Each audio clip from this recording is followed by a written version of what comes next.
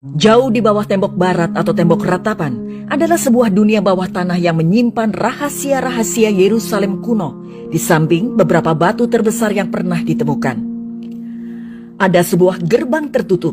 Di sebelah gerbang misterius ini, Anda akan melihat orang-orang Yahudi berdoa dan berseru kepada Tuhan. Tempat apa ini? Mengapa tempat ini sangat penting?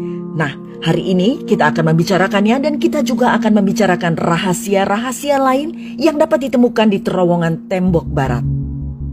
Jika Anda pernah mengunjungi tembok barat, Anda akan selalu mengingatnya. Ada sesuatu yang istimewa tentang tempat ini.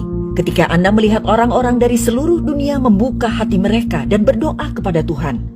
Bagi orang Yahudi, ini adalah tempat terpenting di dunia.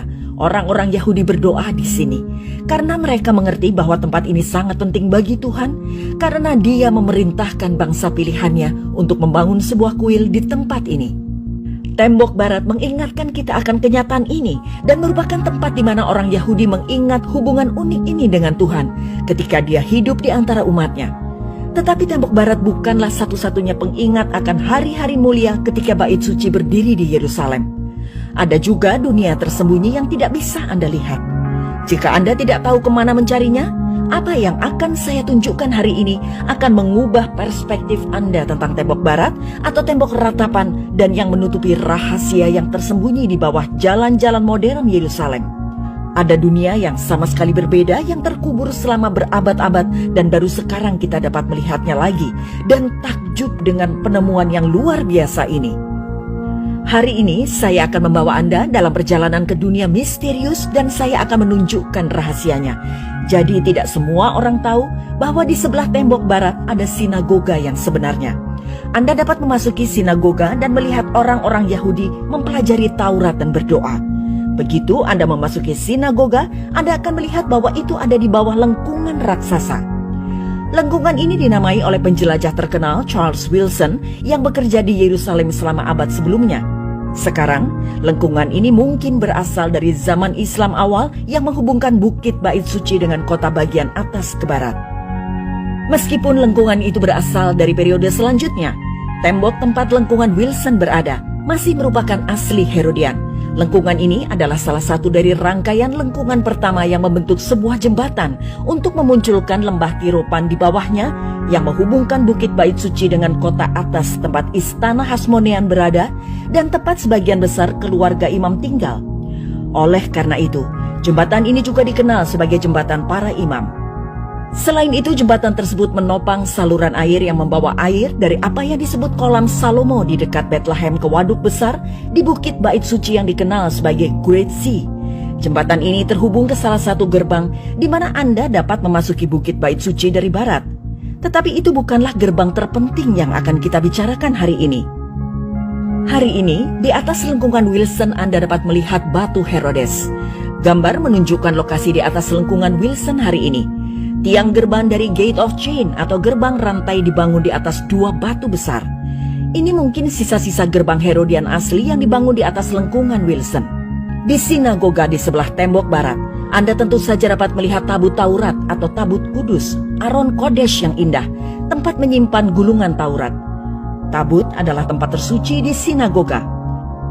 Tabut dibuka hanya pada saat doa khusus dan saat mengeluarkan Taurat untuk dibaca saat kebaktian doa.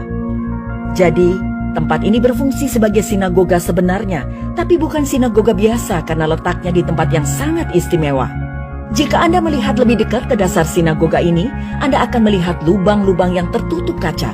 Saat Anda melihatnya, Anda akan takjub melihat betapa banyaknya barang yang ada di bawah. Tetapi bukan itu saja, Anda sebenarnya bisa turun dan melihat apa yang ada di sana. Jadi, mari kita turun ke bawah tanah dan melihat apa yang ada di sana. Untuk memasuki terowongan-terowongan tersebut, Anda harus membeli tiket dari Western Wall Heritage Foundation. Kantor mereka dapat dimasuki dari Western Wall Plaza. Dari sini, Anda turun dan seketika Anda akan dikejutkan dengan ukuran penemuan pertama. Di awal terowongan yang membentang di sepanjang tembok barat, Anda akan disuguhi dengan pemandangan batu raksasa.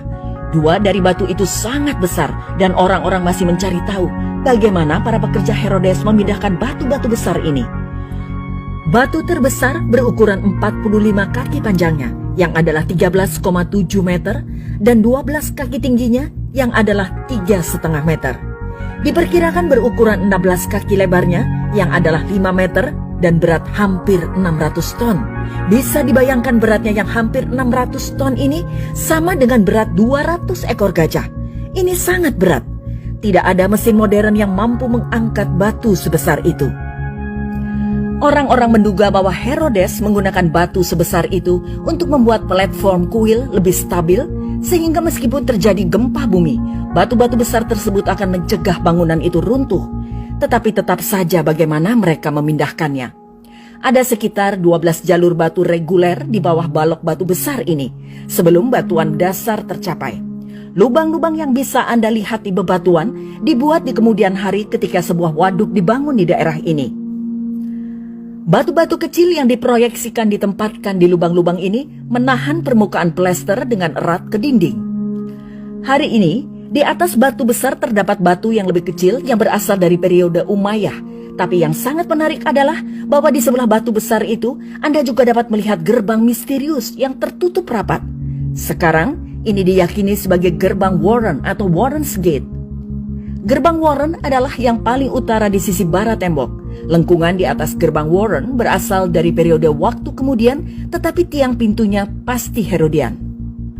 Sekarang, ini adalah gerbang yang sangat penting ketika Bait Suci berdiri di Bukit Bait Suci. Sumber sejarawan menunjukkan bahwa gerbang Warren digunakan untuk membuat kayu dan bahan-bahan lain yang digunakan untuk korban.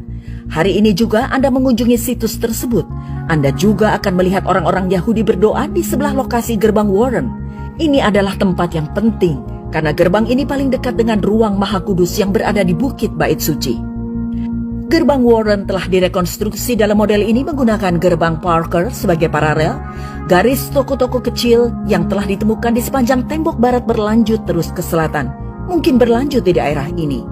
Karena tingkat jalan masih beberapa meter di bawah sel jalan gerbang Warren, tangga telah dibangun kembali di sini juga untuk mencapai gerbang dari jalan itu. Jadi izinkan saya berhenti di sini dan berkomentar bahwa gerbang ini sangat penting karena ini adalah yang paling dekat dengan lokasi ruang Maha Kudus. Saat Anda lewat di sebelah gerbang ini, Anda sebenarnya sedang berdiri sangat dekat dengan tempat di mana hadirat Tuhan tinggal di antara umatnya. Menarik diketahui bahwa gerbang ini dan gerbang emas atau Golden Gate keduanya disegel. Gerbang khusus ini penting karena gerbang itulah yang paling dekat dengan ruang Maha Kudus. Gerbang emas itu penting karena itu adalah gerbang timur yang dengan melaluinya kemuliaan Allah akan kembali ke Yerusalem. Kita membaca tentang ini di kitab Yehezkiel. Betapa hari yang spektakuler ketika kedua gerbang itu akan terbuka dan hadirat Tuhan akan kembali hidup di Yerusalem.